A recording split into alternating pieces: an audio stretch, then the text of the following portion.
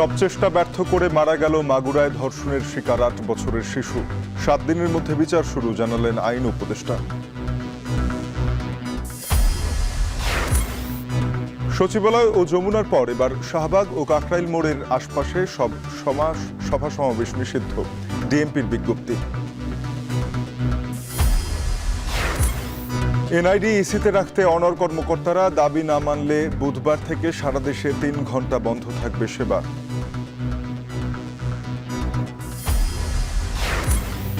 কাল থেকে মিলবে ঈদ যাত্রার ট্রেনের আগাম টিকিট, শতভাগ টিকিট অনলাইনে, প্রথম দিন মিলবে ২৪ মার্চে।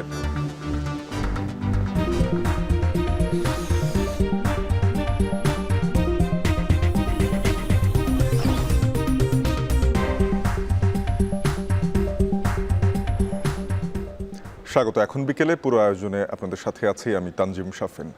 মাগুরায় ধর্ষণের শিকার ৮ বছরের শিশু ঢাকা সম্মিলিত সামরিক হাসপাতালে চিকিৎসাধীন অবস্থায় মারা গেছে। তার মৃত্যুতে শোক জানিয়েছেন প্রধান উপদেষ্টা ডক্টর মোহাম্মদ ইউনূস। আসামিদের দ্রুত বিচারের নির্দেশ দিয়েছেন তিনি। দুপুরে ১টায় সম্মিলিত সামরিক হাসপাতালে শেষ নিঃশ্বাস ত্যাগ করে শিশুটি। আইএসপিআর জানিয়েছে, বিশেষজ্ঞ চিকিৎসকদের সর্বোচ্চ প্রচেষ্টা সত্ত্বেও তাকে বাঁচানো সম্ভব হয়নি। গত ৮ মার্চ শিশুটিকে সংকটাপন্ন অবস্থায় ঢাকা সিএমএইচে ভর্তি করা হয়। তার মৃত্যুতে শোক জানিয়েছে বাংলাদেশ সেনাবাহিনীও। গত ১ মার্চ মাগুরায় বোনের বাড়িতে বেড়াতে গিয়ে ৮ বছরের শিশুটি ধর্ষণের শিকার হয়। ধর্ষণের পর গলায় ফাঁস দিয়ে হত্যার চেষ্টা করা হয় তাকে। এই ঘটনায় শিশুটির ভগ্নিপতি, বোনের শ্বশুর, শাশুড়ি, ভাসুরকে গ্রেপ্তার করা হয়। আমার মনে যেরকম ব্লেডে কাটছে, গলায় ফাঁস দিয়েছে, ঠিক সেরকম বিচার চাই আমি আপনাদের কাছে। ওইরকম ফাঁসি দিয়ে যেন ওর মারে, ওইরকম যেন ওর ব্লেড দিয়ে কাটে। আমার যে না আমার লোককে যে কষ্ট দিচ্ছে না, আমি নিজে ইচ্ছা দেখতে চাই এরকম ফাঁস দিয়ে মোরা। একটা নিষ্ঠুরতম হত্যাকাণ্ড, নিষ্ঠুরতম ধর্ষণ, এটার সঙ্গে যারা জড়িত ছিল প্রত্যেকেরই শাস্তি হওয়া উচিত এবং এই শাস্তি সর্বোচ্চ শাস্তি। আইন উপদেষ্টা আসিফ নজরুল জানিয়েছেন, ৭ দিনের মধ্যে বিচার শুরু হবে মাগুরার শিশু ধর্ষণ মামলার। আগামী সপ্তাহের শুরুতে নারী ও শিশু নির্যাতন দমনে নতুন আইন প্রণয়ন করা হবে বলেও জানান তিনি। আজই শিশুটির পোস্টমর্টেম রিপোর্ট পাওয়া যাবে। ৭ দিনের মধ্যে ইনশাআল্লাহ যদি আমরা বিচার কাজ শুরু করতে পারি, আমাদের বিচারক ওনারা সর্বোচ্চ দ্রুততার সাথে ন্যায় বিচার নিশ্চিত করেই বিচার করতে পারবেন। আশা করছি রোববারই আমরা নতুন আইন প্রণয়ন করে ফেলব। শুধুমাত্র শিশু ধর্ষণ ও বলাৎকারের ঘটনাগুলো দ্রুত উপযুক্ত বিচার নিশ্চিত করার জন্য আমরা স্পেশাল ট্রাইব্যুনাল গঠন করতে যাচ্ছি। মাগুরার শিশুটির মৃত্যুর খবরে শোকের মাতম স্থানীয়দের মাঝে। এই বিষয়ে আরও জানাতে যুক্ত হচ্ছেন সহকর্মী বিশ্বজিৎ বাপি। বাপি, জানাবেন যে শিশুটির তো ময়নাতদন্ত প্রক্রিয়া রয়েছে, কখন নাগাদ মাগুরায় মরদেহ পাঠানো হতে পারে? পরিবারের সদস্যরা কি বলছেন, স্থানীয়রা কি বলছেন?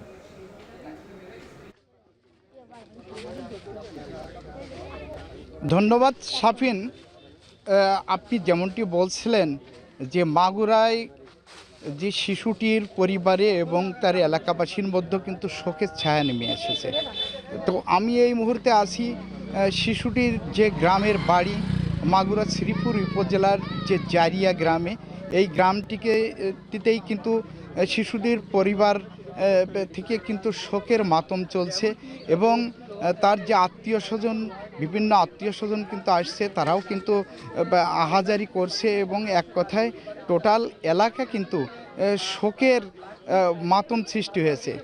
আর শিশুটির লাশ আমরা যেটা জানতে পেরেছি যে সন্ধ্যা ৭টার মধ্যে প্রথমে মাগুরা জেলা শহরের যে নোমানী ময়দান, ওখানে হেলিকপ্টার আসবে এবং ওখান থেকে শ্রীপুর উপজেলার যে জারিয়া গ্রামে এখানে কিন্তু লাশ আসবে।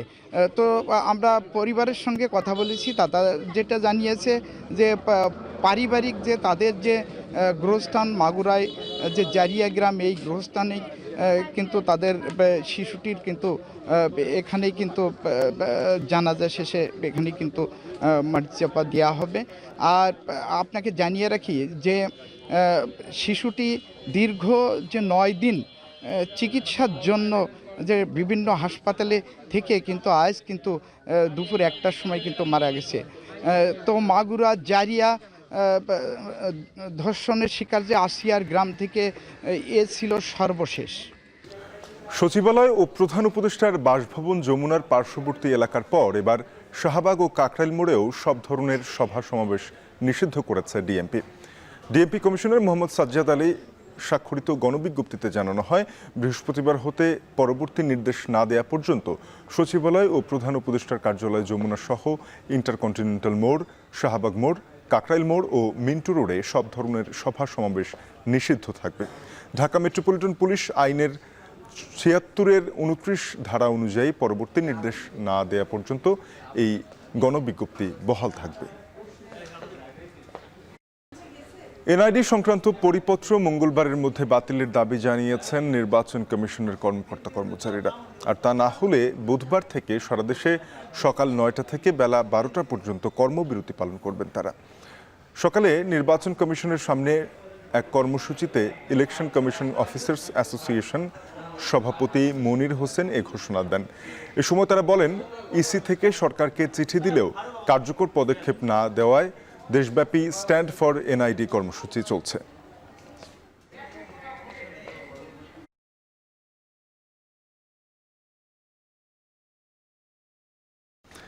ঈদ বাজার পুরোপুরি জমে উঠেছে নগরীর শপিং মল ও বিপণী বিতানগুলো। ব্যতিক্রম আর আকর্ষণীয় পোশাকের খোঁজে বিক্রেতারা বলছেন, মনোরম পরিবেশ কেন্দ্রিক শপিং মলগুলোতে বেচাকেনা বাড়ছে।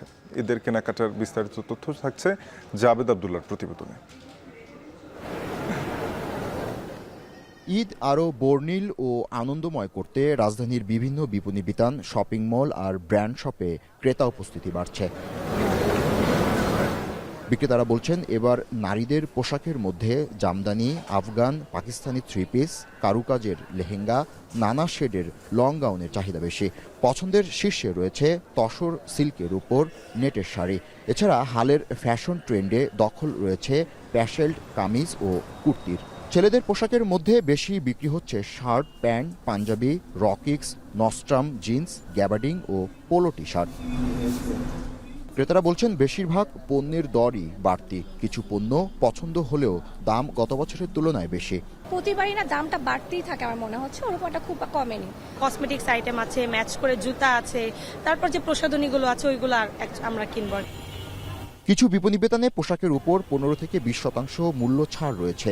অনেক বিক্রেতাই বলছেন, গতবারের তুলনায় এবার বিক্রি এখনও কিছুটা কম, তবে সামনের দিনগুলোতে বিক্রি বাড়ার আশা তাদের। আমাদের এখন সেলটা হচ্ছে আপনার মোটামুটি ১৫ রমজানের পর থেকে আশা করতেছি সেলটা আরো বাড়বে। তুলনায় এবার কাস্টমার কম, এখনো ওরকম ভাবে লাগে নাই। শাড়ি, তারপর আপনি লেহেঙ্গা, গাউন, ঠিক আছে, সারারা ঘাড়া কালেকশন এবার অনেক, কিন্তু বেচা বিক্রি কম।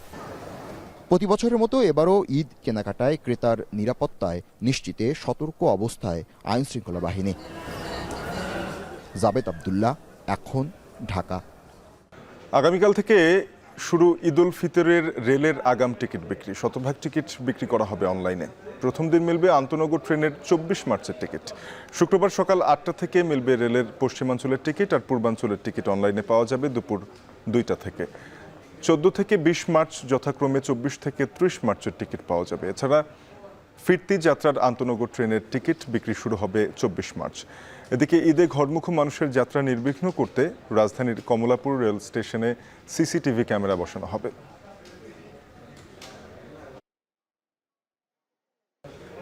সংস্কার বিষয়ে জাতীয় ঐকমত্য কমিশনে লিখিত মতামত জমা দিয়েছে খেলাফত মজলিস। বৃহস্পতিবার খেলাফত মজলিসের পক্ষ থেকে জাতীয় ঐকমত্য কমিশনের সহসভাপতি অধ্যাপক ডক্টর আলী রিয়াজের নিকট সংবিধান সহ ৬টি সংস্কার কমিশনের প্রতিবেদনের উপরে মতামত জমা দেয় দলটি। নির্ধারিত সময়ের মধ্যে মতামত দেয়ায় দলটিকে ধন্যবাদ জানান কমিশনের সহসভাপতি ডক্টর আলী রিয়াজ।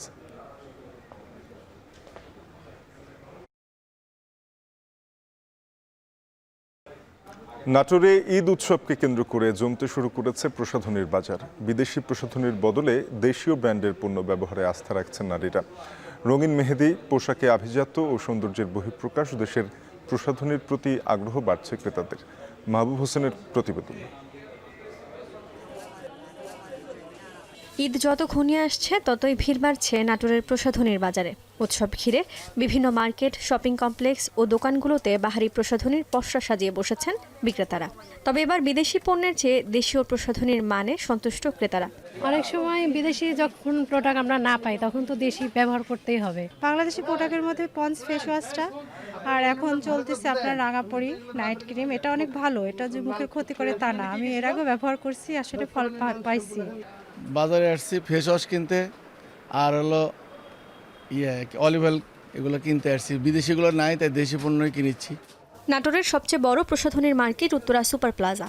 মার্কেটের অর্ধশত দোকানে দিনে রাতে চলে প্রসাধনীর পাইকারি ও খুচরা বিক্রি। দেশীয় পণ্যের মধ্যে নারীদের জন্য এখানে পাওয়া যায় mehndi, massage cream, scrub, face wash, powder সহ বিভিন্ন প্রসাধনী।